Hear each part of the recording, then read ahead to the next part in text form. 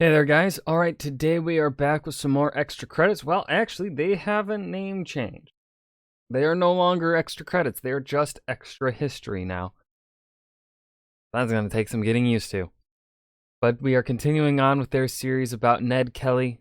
This is episode 3, Shootout at Stringybark Creek. Before we dive in, though, make sure you go and check out the links in the description box below. I would love it if you joined the Discord and followed me over at Twitch. Okay. With that said, let's just dive right in. The rich squatters were in an uproar. Horses and cattle vanished like water through a sieve. It was the Greta mob's doing, a flashy young gang of thieves who had suddenly become organized, unstoppable under the leadership of a 22-year-old named Ned Kelly. 22? The police knew it was him, but Youngster. they couldn't catch him. No matter how preposterous the number of livestock he sold, he always had a legal bill of sale for them. In desperation, the superintendent of police issued a formal directive. Officers must arrest the members of the Greta mob on any charge, no matter how small, and send them to prison with all the force of the law. That's a very good way of taking the flashness out of them.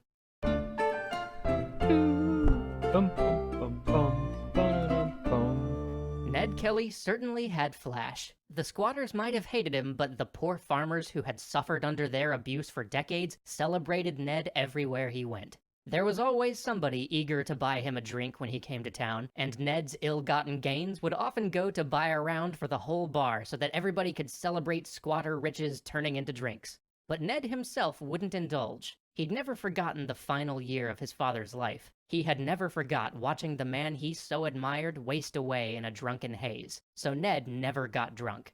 That is, until one evening in September of 1877. Ned had stopped in for drinks at the local hotel and happened to sit next to a young officer named Alexander Fitzpatrick. A fellow Irishman, about Ned's age, Fitzpatrick had only recently joined the police, and still had a bit of that scoundrel quality that Ned could not help but like. They bought each other drinks, toasted to each other's health, and the next morning, Ned awoke in a haze with a splitting hangover in a prison cell. Fitzpatrick had arrested him outside the bar on charge of public drunkenness. Ned could not believe it. He wasn't a drinker, but he was no lightweight either. It would take more than a beer or two to black him out. Unless someone had drugged him, and Fitzpatrick looked awfully nervous. The young officer had set him up. Ned was sure of it. No doubt Fitzpatrick sought praise for being the man to finally bring in Ned Kelly, for finally taking the flashness out of him. Well, Ned was not going to let Fitzpatrick have that victory. Tearing away from the handcuffs Fitzpatrick tried to put on him, Ned charges into the street. 4 police officers run after him, yelling for passers-by to seize him. Nobody dares, but one brave soul manages to trip Ned and sends him careening into a nearby fucking rat shop. The officers run after him, and even the shopkeep joins the fray. All 5 jump at him. One officer, desperately trying to get a grip on Ned, accidentally catches the hem of his pants and pulls them down. Another one sees this and thinks, I know what kind of pain would stop any full-grown man in his tracks. And that is when things really get, nuts. Because pain does not stop Ned Kelly. No. Ned roars in fury and throws the officers off him like broken toys. He kicks Fitzpatrick so hard that the young policeman flies into a wall and is knocked unconscious. Good. But the officer who grabbed Ned Kelly's nethers continues to hold on for dear life. The local magistrate, hearing all of this noise, comes in to investigate, and when he sees what is going on, he immediately yells at the officers, "You should be ashamed of yourselves!" They drop off Ned, and he gets to pull his pants up. Feeling vindicated, Ned, limping more than a little at this point, tamely agrees to let the magistrate take charge from here. He allows the magistrate to handcuff him. He goes to his court appointment, gentle as a lamb, and pleads guilty to all charges. He pays his fines on the spot and walks away a legend. As for Fitzpatrick, he was left nursing a headache and a grudge. Since he couldn't really strike at Ned, Fitzpatrick instead took aim at Ned's younger brother, Dan Kelly. Dan was only 16, but he'd been running with his big brother's Greta mob since the beginning. The police had finally tracked one of the illegal horse sales back to Dan and put a warrant out for his arrest. Fitzpatrick decided that he was going to be the man to bring Dan in, so he rode 17 miles out of his way, threw down a few beers to boost his courage, and showed up late one afternoon on the Kellys' doorstep. Ellen Kelly, Ned's mother, wanted none of it. She had watched her siblings, her in-laws, her husband, and now her children dragged before a prejudiced court, and she still carried a grudge over Ned getting 3 years in prison for riding a horse that he hadn't even stolen. She demanded to see a warrant. Fitzpatrick didn't have it with him, so she told him to get the hell out of her house. Fitzpatrick would later claim that she came after him with a shovel. The Kelly family insisted that he started it by pulling his gun on her. Either way, things got heated up fast. Dan leapt for the gun, twisting it out of Fitzpatrick's grasp. At the same moment, Ned drew his own pistol and fired 3 warning shots above the police officer's head. But Fitzpatrick flailed when Dan came after him, and 1 bullet grazed his wrist. The shock hit all of them at once. Ned hurried to make amends, sitting Fitzpatrick down at the table, helping him dig out the bullet with a small knife. Ellen Kelly bandaged the wound, and Dan gave back his gun. Shaken, and not a little scared for his life, Fitzpatrick agreed that it had all been a misunderstanding. He promised not to say a word about what happened, went back to his horse, and rode away. Hours later, and then said a word like a fucking rat. In the dead of night, a drunk and disorderly Fitzpatrick barged into the house of a fellow officer and announced, "I've been shot at by Ned Kelly." Word spread like wildfire. At long last, the police had a solid claim against Ned Kelly: attempted murder. They rode like the wind, but Ned and Dan had already been warned. They disappeared into the bush, that great Australian wilderness that lay just on the outskirts of colonial settlements. But their mother hadn't gone anywhere, and after all, she had swung a shovel at a police officer. The police arrested Ellen Kelly with a 2-month-old baby in her arms and dragged her off to prison. When they found out, Ned and Dan grew frantic. They had to remain in hiding, but friends in town helped them hire a lawyer and organize their mother's defense.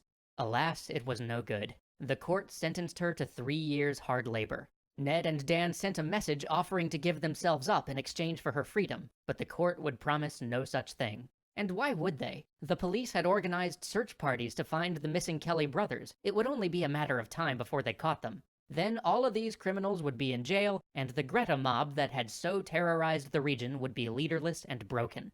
The first search party embarked with high spirits, full of bravado. They bragged about how they would gun Ned Kelly down on sight, joked loudly about who would get first blood on him. They might not have been so bold if they had realized that Ned Kelly had tracked them to their camp. Ned knew that they wanted to kill him, and he knew that his situation was desperate. His closest friends from the Greta mob had joined him in the bush, but they only had 2 guns between the 4 of them, and the best of those guns was barely held together by wire and string. Ned was the best shot, so he took it. They stalked the police camp and waited until the afternoon shadows grew long. And then the police officers made that classic mistake. They split the party. 2 of them go scouting while the other 2 remain behind to make camp. As soon as he is sure they're alone, Ned steps out of the bushes and shouts, "Bail up! Throw up your hands!" The first man, Constable McIntyre, does so immediately. The other man races for the cover of a nearby log and pulls his own revolver. He peers over the log and takes aim, but Ned pulls a Han Solo. The shot goes right into the officer's eye, giving him just enough time to scream that he's dying. Then he falls. Constable McIntyre, hands still in the air, watches Ned slowly approach the corpse. Ned has never killed a man before, much less a police officer. McIntyre hears him wonder out loud, what made the fool run? But it's done now. Ned Kelly has killed a policeman. And the day is not over yet. There are still 2 more police officers out scouting, and Ned doesn't want to repeat this incident. He promises not to hurt McIntyre. All he really wants is to take the horses and the guns and send this whole search party home empty-handed. They have a chat while Ned's friends search the camp, and McIntyre agrees to help convince the other officers to surrender peacefully. They should be back soon. But when they do return, they do not take kindly to McIntyre's suggestion that they surrender. And they take even less kindly to having Ned's gang point guns at them. After all their bragging about shooting Ned on sight, one officer tries to do exactly that. But he misses, and Ned shoots him off his horse.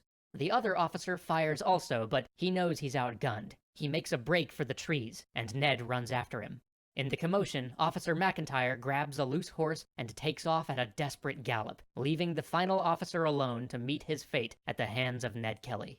When McIntyre roars back into town with news of the murdered policeman, everything changes for Ned Kelly and his 3 companions. They are no longer the Greta mob. They are the Kelly gang. Okay. Things are getting exciting. Okay. That was Extra History number 3, episode 3 on Ned Kelly, the shootout at Stringybark Creek. Really got nothing to add here at the end. This was I think this was a weaker episode than the previous two. It was decent, but yeah. I hope you guys enjoyed. Remember to hit that like button and subscribe for more, and I will see you guys in the next video. Peace.